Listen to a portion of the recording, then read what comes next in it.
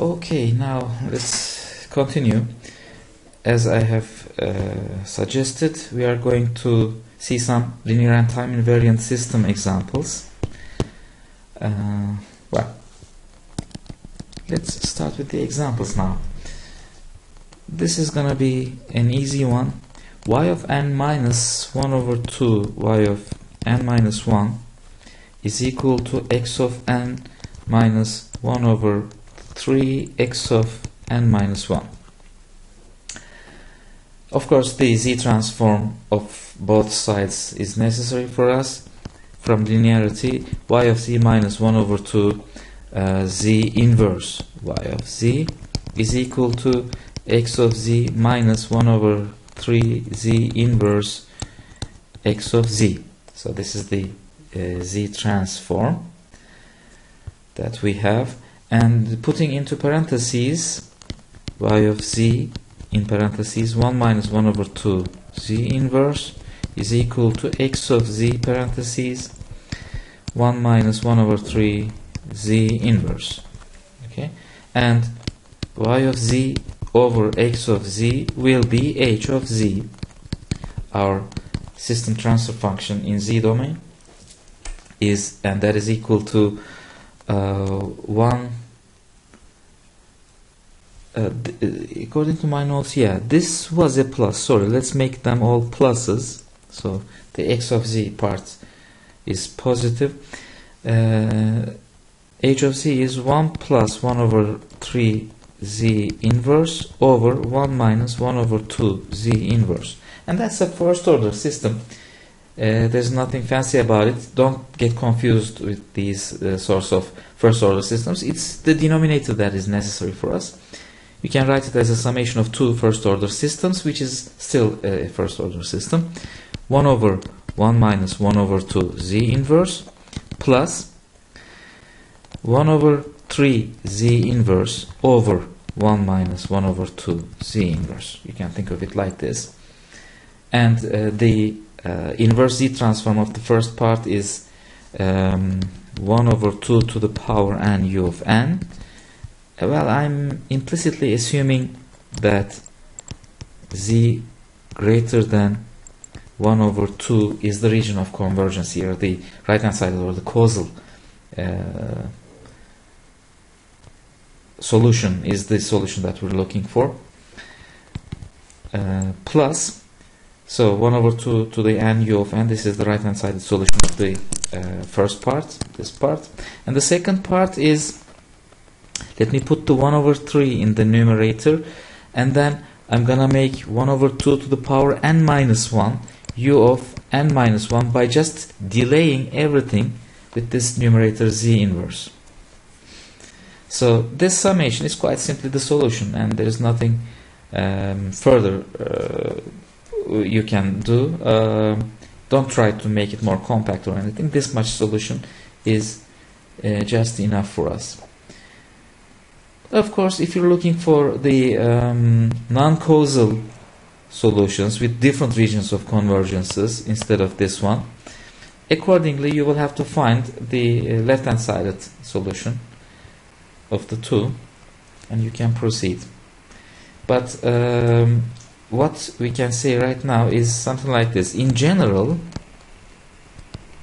the linear difference equation formalism is like this. From an index from 0 to capital N, ak y of n minus 1 is equal to summation another index L from 0 to m bl x of n minus L. So this is the difference equation. And do you remember that we were doing this kind of a difference equation in the case of system block diagrams, right? So the system block diagrams are quite compatible with the z transform. In the system block diagrams, we were calling it like this. This was a delay element where x of n produces x of n minus 1. That was what we were doing in the first chapters. Now we can do it in a more formal way of the representation like this. Look at that. Instead of D, I put a Z inverse. Z inverse is nothing but a delay by 1. So the same block diagrams could be drawn, as you see. It's not very difficult to proceed from there. And by the way, with respect to the top equation that we see here, h of z automatically becomes summation L from 0 to m BL z to the minus L divided by summation k from 0 to n AK z to the minus k. This will be the system transfer function of the top difference equation that we have. Alright. Now let's be more specific about these and let's see some examples. Now we are conducting a black box experiment here. This example question is the system identification problem. We are inputting some signals and we are observing the output. And from these input-output observations, is it possible for us to identify the linear and time invariant system with some knowledges? Of course, again in the very first chapter I told you that the best black box experiment is with respect to the application of an impulse, and the response will be impulse response, which completely characterizes the linear and time invariant system. But for this question we're not doing that. We're inserting some different signals. For example, this is the first signal that we input into our system, and it is this 1/6 to the power n un, and this goes in to the system with an impulse response h of n. It's a discrete time system, of course, and the output is observed. y1 of n is equal to a scale which we don't know. So what kind of an observation is that? I don't know. It's just a question. 1/2 to the power a times 1/2 to the power n plus 10 times 1/3 to the power n u of n. So the input is first order, yet the system produces a second order output. So we are expecting a second order system here with an unknown parameter a, and we are going to extract the information regarding a from another input this time, which is x2 of n, and that is -1 to the power n. This goes into the same system and we make an observation. Now be very careful about the differences between the two inputs. The first input is something times u of n, so it's a first order input. The other one, the second input, is it is a complex exponential, an infinite extent complex exponential, which is a real exponential, by the way, but there is no un or anything, and real or complex exponentials are eigensignals of linear and time invariant systems. In other words, if something a to the power n goes into a system, a to the n comes out of the system. So the output is again -1 to the power n, only scaled with a scale, and this scale is observed to be 7/4. Alright. Now, what is this 7/4? What does it correspond to? This 7/4 is nothing but h of z evaluated at a particular value of z, just like the Fourier transform. Z evaluated at what? What is z? The input is z to the n, and the output is z to the n times h of z. So let me first write it like this. Or z0 to the power n goes into an LTI system, and the output is h of z evaluated at z is equal to z0 times z0 to the n. So z is equal to z0. What is z0 for our example? It is equal to -1. So this is h of z at z is equal to -1. Alright, what does it mean? This is just a side note. What does z is equal to -1 mean in terms of frequency? What kind of a frequency is that? Z is e to the j omega, you remember. When does it become -1? It is -1 at omega is equal to pi. So z is equal to -1 is equivalent to saying h of omega or h of e to the j omega evaluated at omega is equal to pi. And that's an expected frequency, by the way, because -1 to the power n is the highest oscillation signal, which has the frequency pi, which is the maximum frequency. -1 to the power n is the highest frequency signal, and the highest frequency in discrete time is omega is equal to pi. Anyway, so this value is 7/4 is h of z at z is equal to -1. And does that knowledge help us identify what A is? First of all, from the first input-output relation, this is the input, this is the output, this first equation, we are going to find the formula for h of z. From the first, h of z is equal to y1 of z divided by x1 of z, the first input-output relations, and y1 of z is a times 1 over 2, a times 1 over 1 minus 1 over 2 z inverse, so which is the first part, plus of course 10 times 1 over 1 minus 1 over 3 z inverse from the second.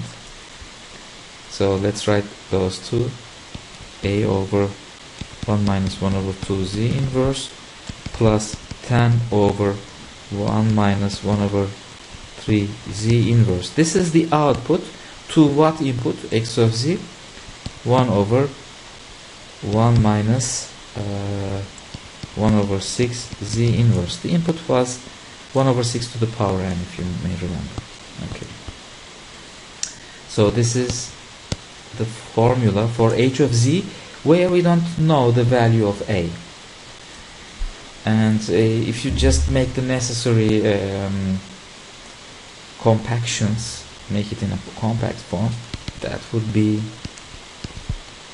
a plus 10 minus 5 plus a over 3 z inverse, I guess, and another parentheses 1 minus 1 over 6 z inverse. Yeah, this denominator of the denominator part comes as a numerator now, divided by 1 minus 1 over 2 z inverse, 1 minus 1 over 3 z inverse, which is the denominator of the original numerator term. And okay, so this is h of z. We must assign some region of convergence for that, and I will presume that it is causal.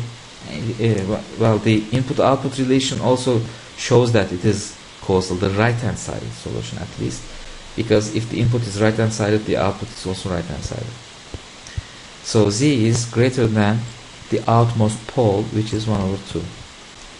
There are two poles at 1 over 2 and 1 over 3. 1 over 3 is the smaller one, 1 over 2 is the larger one, and outside of it will indicate the region of convergence. But for our case, the region of convergence is not important. What is important is, if this is h of z, like this, then h of z at z is equal to -1 should be equal to 7 over 4. Yeah, here, 7 over 4. Which makes the equation like this: a plus 10 minus 5 minus a over 3 times minus 1 over 1, which will make this one plus, multiplied by 1 minus 1 over 6 times minus 1, which will make this one a plus, over what? Sorry. 1 minus 1 over 2 times minus 1 will make it a plus. 1 minus 1 over 3 times minus 1 will make this one a plus, is equal to 7 over 4, and from here you must extract the information of A. What is the value of A? And A is found to be minus 9 according to my notes, if I'm not mistaken. And then you just substitute that minus 9 into the original h of z, or into the original h of z even in this box, okay, because it's easier to split that one further. Let's make it minus 9, and if you make it minus 9, yeah, we're just gonna write a minus 9 here for the first portion, because A exists only there.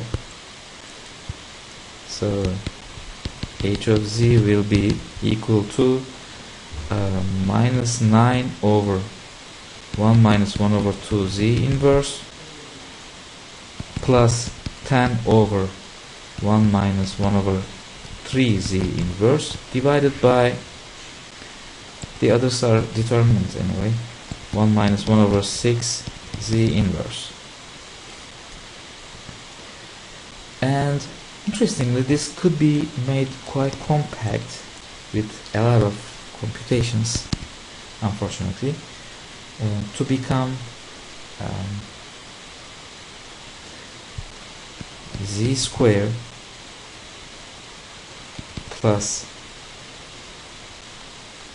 13 over 6 z plus 1 over 3 over z squared minus 5 over 6 z squared minus 5 over 6 z plus 1 over 6, which is also equal to 1 plus 13 over 6 z to the minus 1 plus 1 over 3 z to the minus 2. Why am I converting them to z inverses? Because that would help me to identify the difference equation, and these two are the same. If you multiply both sides of the fraction, the upper side and the lower side, by z to the minus 2, that doesn't change anything, but it will make the above equation in terms of z to the minuses, and the below equation also in terms of z to the minuses. 1 minus 5 over 6 z inverse plus 1 over 6 z to the minus 2. And from there, now I can write the difference equation at last. Let's assume that was the question. Y of n minus 5 over 6 y of n minus 1. The denominator is reflected to y terms. Plus 1 over 6 y of n minus 2 is equal to x of n, this time I'm writing the numerator coefficients, plus 13 over 6 x of n minus 1 plus 1 over 3 x of n minus 2. And this is the difference equation that governs this system.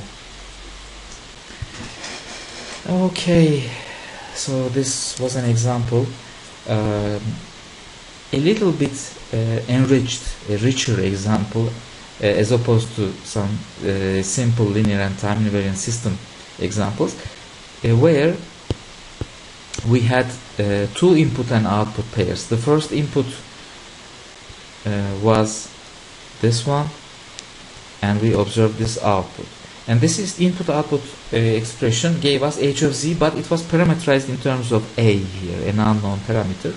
And we found or extracted the value of a from the second input-output relation here. Right?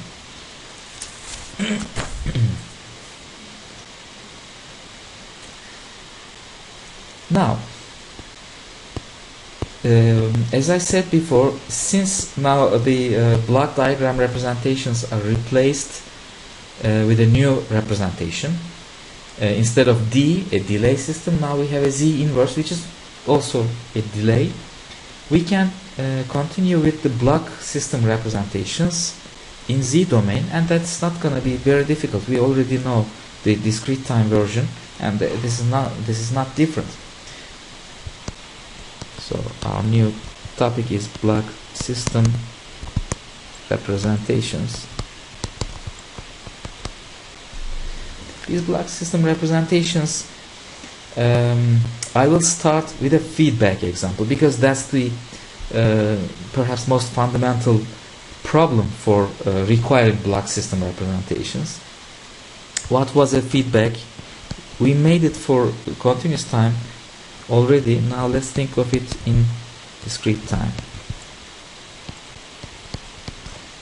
Okay, let me erase the summation for the time being.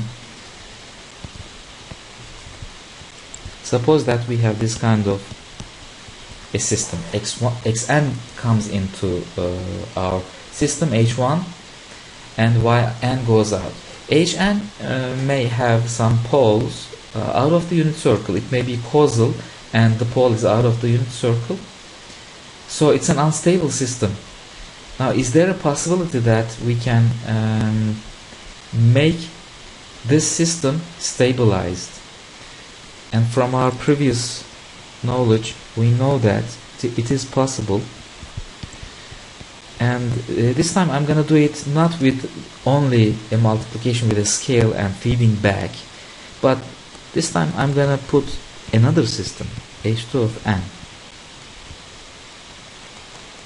in the feedback, and I'm going to feed it back.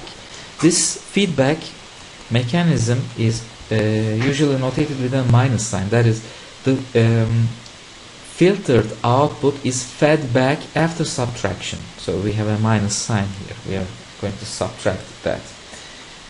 Can we find the new formula for y of n? It is easiest to solve it in Z domain. Let's assume that the output is y of n, whose Z transform is y of z. Y of z is filtered by H2 of z and added into x of z. So the eventual operation is like this. X of z, it's not added, sorry, it's subtracted. From x of z we subtract H2 of z times y of z. And that subtraction comes into this branch. And that branch is overall processed or filtered by H1. Like this. And the output is y of z. From here, let's see what we have. H1 of z x of z minus H1 of z H2 of z y of z is equal to y of z. We have to combine the y and x terms separately. Sorry, why am I unable to scroll? I just want to show you what is left out of this screen, but I'm sorry. So I'm gonna draw it here. The left hand side of the equation will be H1 of z x of z, and this minus sign will be pushed into the right hand side of the equation. That is equal to H1 of z H2 of z y of z plus y of z, which was already at the right hand side of the equation. Okay, and if you put it into a parenthesis of y of z, it will be 1 plus H1 of z H2 of z. The left hand side is H1 H1 of z times x of z.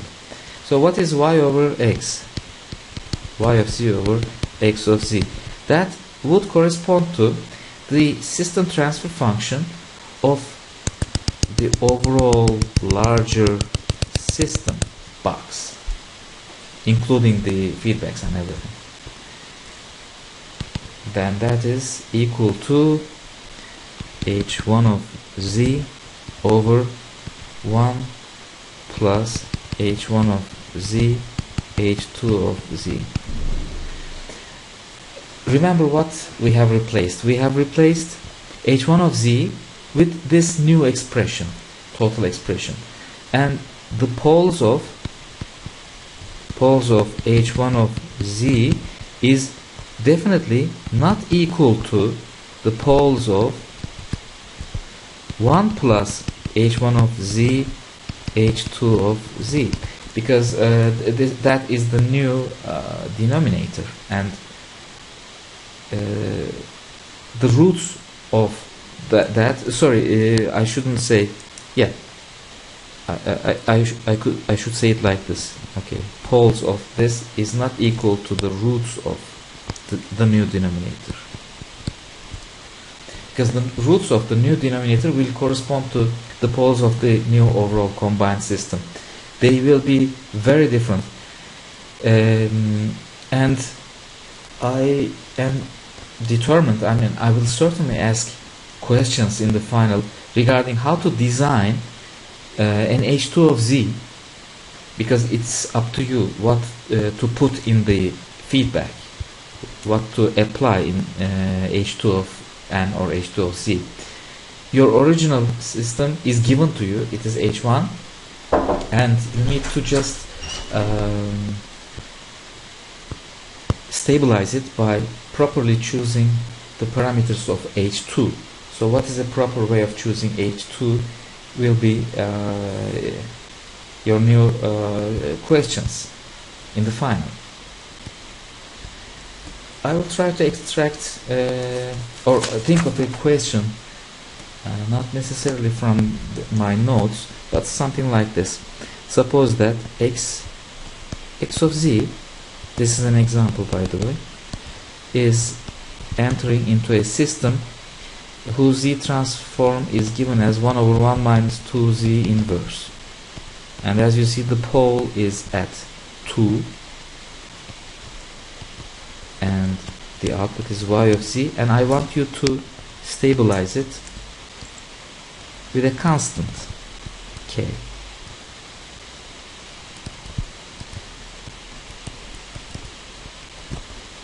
So what is the range of k which will help you make this system, the overall system, stable for a causal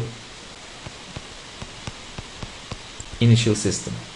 So it's out of the outmost pole, which is 2 originally, and with this kind of stabilization, which value of k is suitable for us to make everything stable, or which range of k is suitable for us? How can we proceed with the previous formula? What was the new overall system response? It was h prime, let's say y of z over x of z, was equal to h1 of z, 1 over 1 minus 2z inverse, over 1 plus h1 of z times h2 of z, and that is nothing but k. So what is that?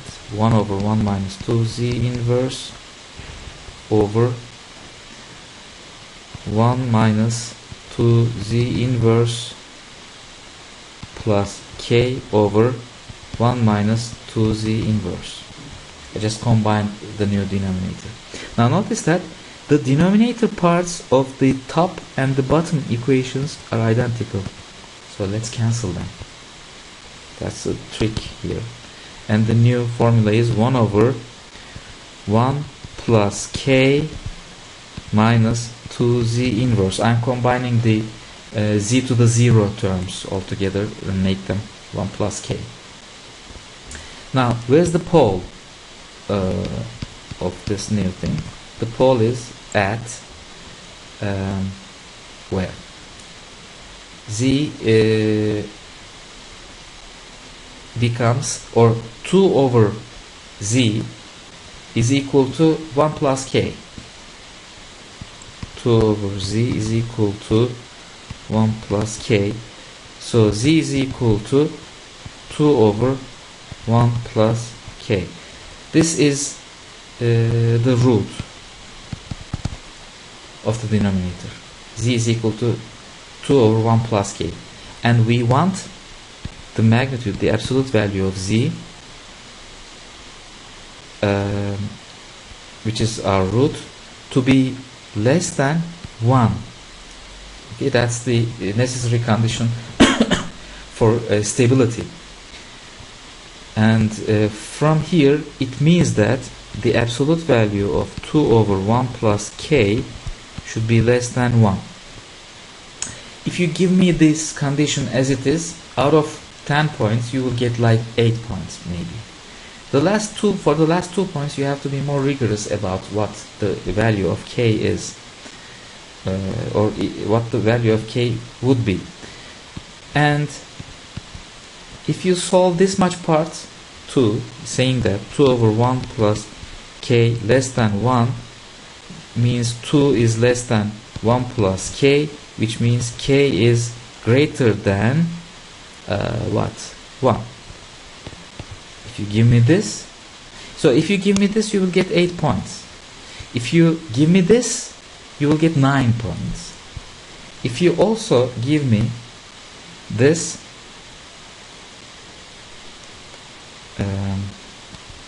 minus 2 over 1 plus k is less than minus 1,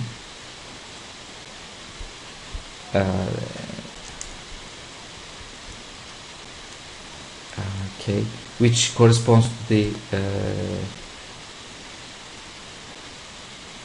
no, it shouldn't be less than minus 1, it should be less than 1, which corresponds to the negative solution of the absolute value.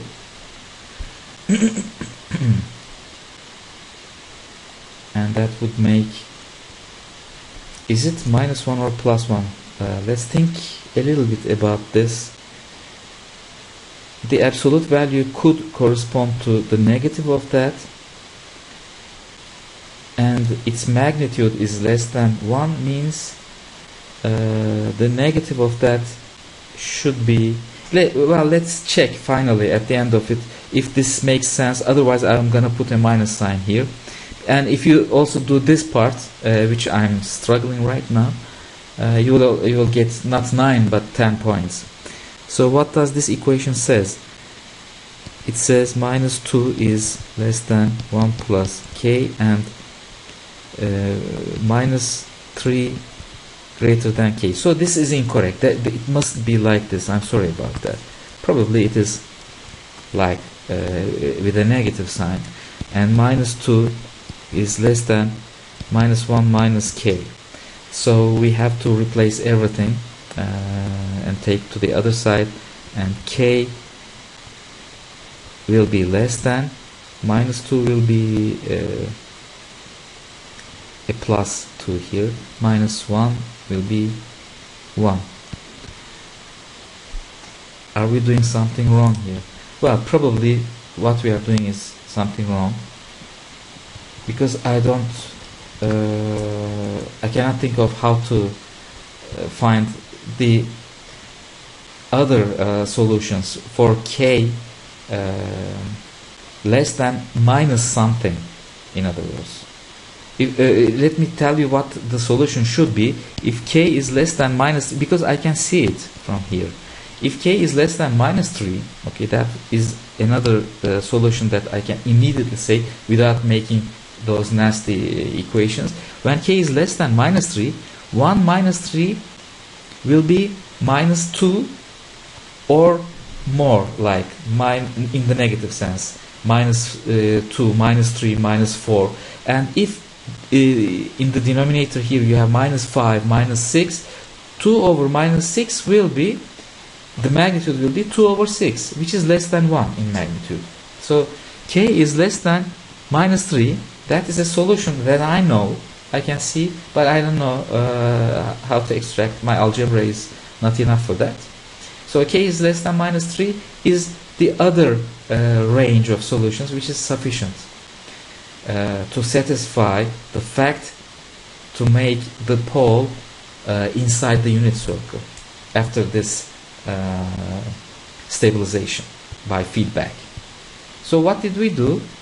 We found a range of k values which makes the system stable, and those k value ranges are either greater than 1 or less than -3. If k is between 1 and -3, in this range, the power, the strength of our stabilizer feedback system is not enough to stabilize the system. It must be more, it must be stronger in the feedback. But anyway. Now, what kind of another example we have? Yeah, let's solve some more examples.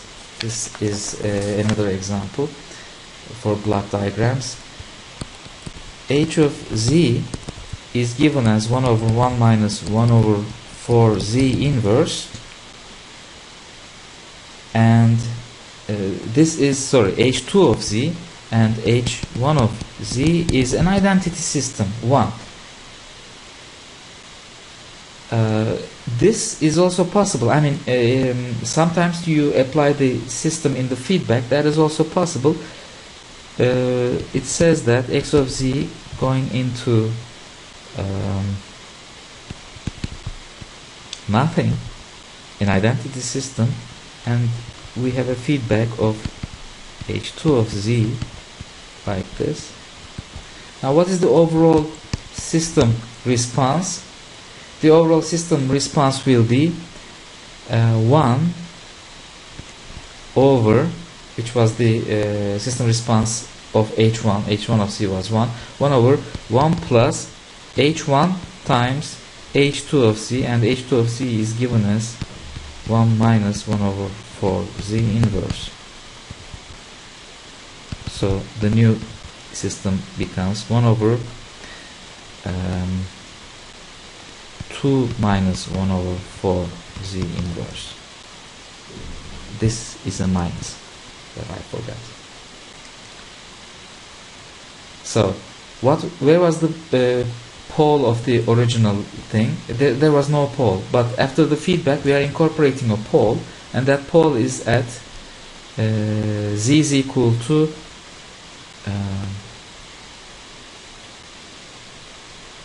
where 2 minus 1 over 4 z is equal to 0, which means 2 is equal to that, and that is z is equal to 1 over 8. So at z is equal to 1 over 8 we have a pole, and the region of convergence is z is greater than 1 over 8, which is still a stable system. So this was an identity system which was naturally stable. It wasn't doing anything, and now we are incorporating a feedback which also makes the system stable. So the feedback doesn't need to be with the purpose of stability, of course, although that's the most commonly encountered application that we have. Now, in terms of the block diagrams, now I'm gonna continue with some examples, the block diagram examples this time. Let's assume that the previous H2 of z is H of z, so that's an example. H of z is equal to 1 over 1 minus 1 over 4 z inverse.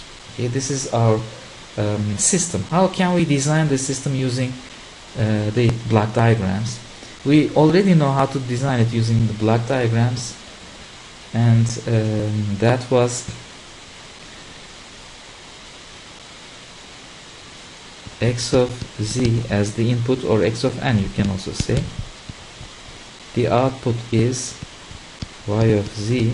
Notice that y of z, this is equal to y of z over x of z, and look at what's happening to y of z. Y of z is remaining itself, and it is also multiplied by 1 over 4 z inverse.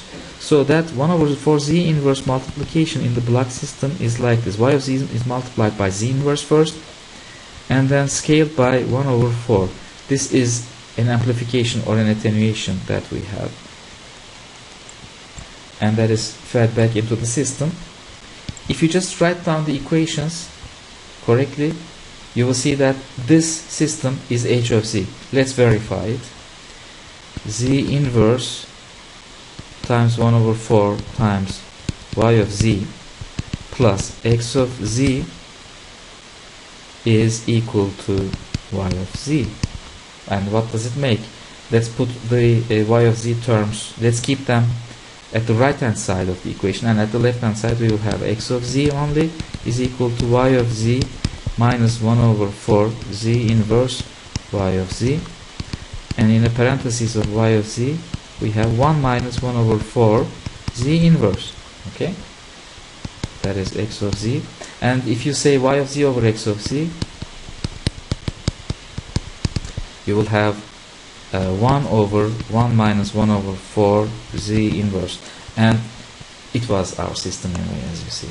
So we've verified our systematic by this sort of a feedback block diagram for a first order system.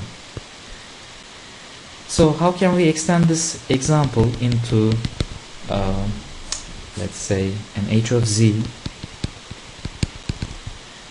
with something like this? Now how about this? How can we further incorporate this thing into our system? It's quite easy. The denominator part we already know. The input is x. We have z inverse delayed at the output. I'm only considering the denominator, as you see, and scaled by 1 over 4 and feedback. So the output is the denominator part only, and that denominator part is now fed into a numerator part, which takes the delayed version, multiplies it by -2 and adds it with 1 here, 1 minus 2z inverse version of the same thing, and the output is y. And notice the tricks that we have already been doing. On this branch we have a z inverse which takes this value and delays it, and takes this value and delays it at these 2 points. So these 2 points here are also the same, so you can combine them and make a single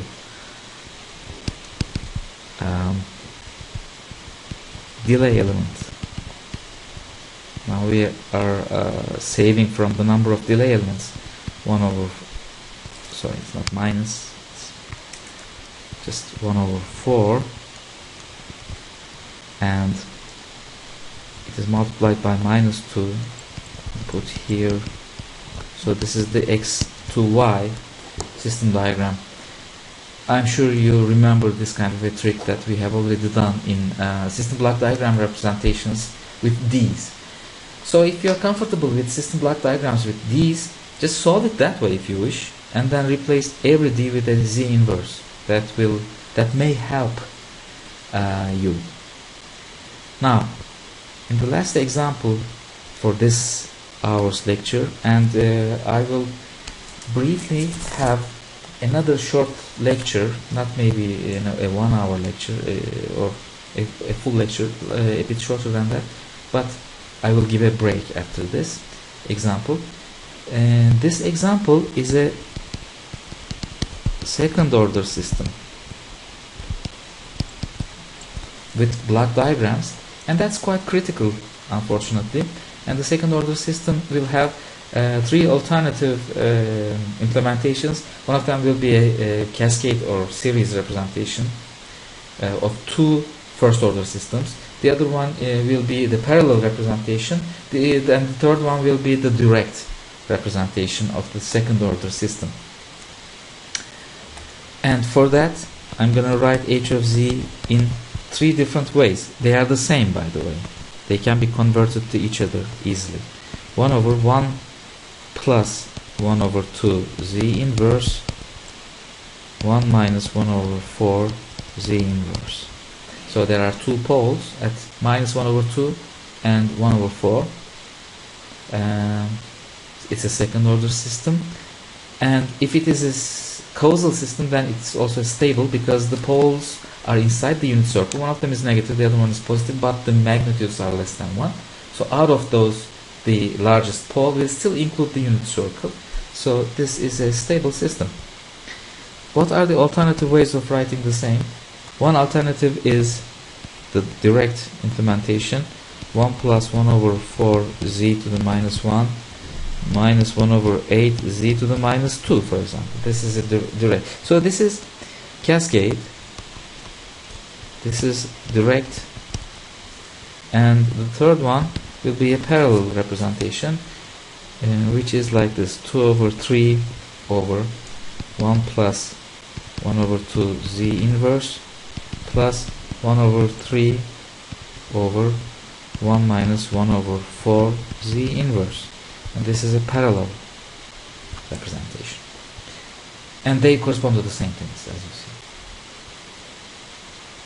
What are the corresponding block diagram drawings of these ones? Let's first draw the cascade.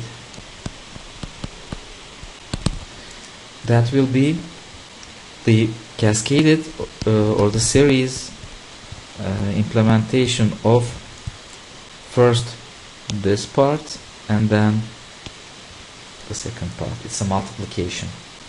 Therefore, I'm going to just attach one system to another system. Maybe the easiest to draw. Minus 1 over 2 is here, and we have a feedback. That corresponds to the first part, 1 over 1 plus 1 over 2 z inverse. And the other one is, again, another similar structure.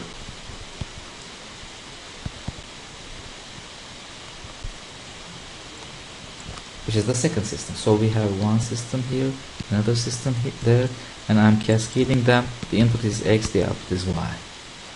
This is the cascade way of drawing it, using the block diagrams, and that is the cascade representation. The direct way of doing it is perhaps the most difficult. I'll try to explain like this. The input is x, the output is y, and the output is delayed by z inverse.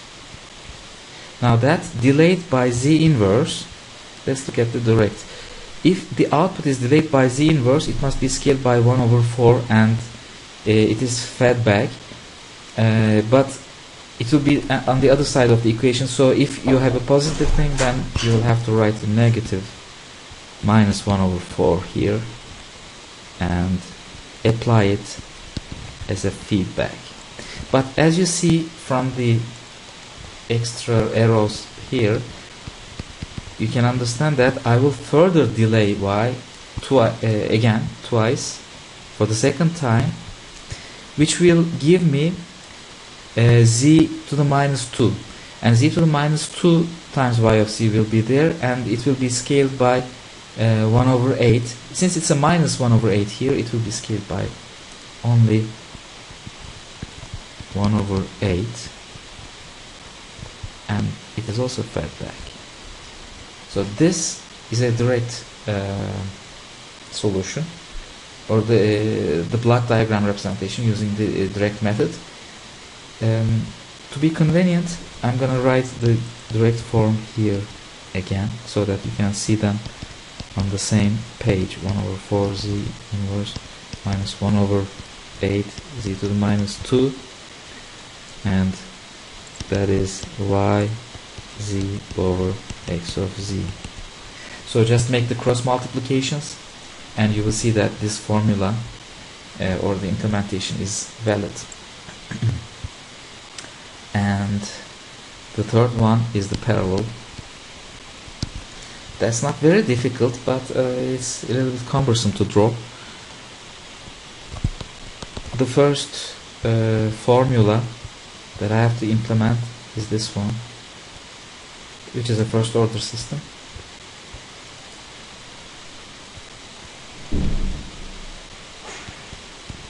Without the scale, Z inverse is the delay, and the feedback is multiplied by -1/2, and this will give you the output, but the output must be scaled further by 2/3, because that is here 2/3. So everything is in the final stage multiplied by 2/3, and we have an output. Now this is one output that will be used coming from X, but from X I need another similar structure, which is this time the second part. Let me come back to this part I'm drawing. Except this 1/3, it will be at the final part of this portion. The feedback is by -1/4, so this is 1/4, and everything in the end must be scaled by 1/3, which was in the numerator, and we have this output, and this output, these two outputs must be combined to form Y. It's not very difficult. If you just focus here, it's a first order system. If you just focus here, it's a first order system. I'm just drawing them parallel and then combining the outputs with a summation, simple summation. But as you see, it's a little bit cumbersome to draw. Okay, so this was an example to show three different implementations, the cascade, direct and parallel block diagram representations corresponding to second order systems. If the order of the systems are becoming third order, fourth order, they can be. The longer you get, what you do in cascade representation is just you're cascading, multiplying first order systems one after another like this. The first one, the second one, and then the third one, the fourth one. Perhaps the easiest.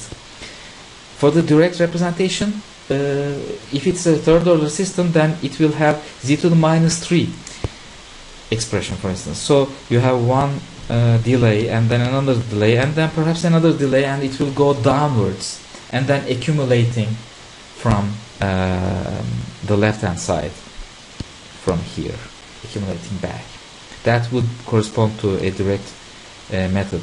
Parallel will still be easy. Of course, you can do it if you can separate a third order system or a fourth order system into summation of first order systems. If you can do that, then you just implement the first order systems one by one and split the input towards those systems, and then accumulate the outputs at the final stage to sum them and form Y at the output. So a third order, fourth order, etc. Those things are also quite manageable, I guess. And I'm still left with a few content. I'll try to make the final hour lecture after resting a little bit. So for the time being, we stop at this point. We have one more hour. After that lecture, we will be finished about all the course.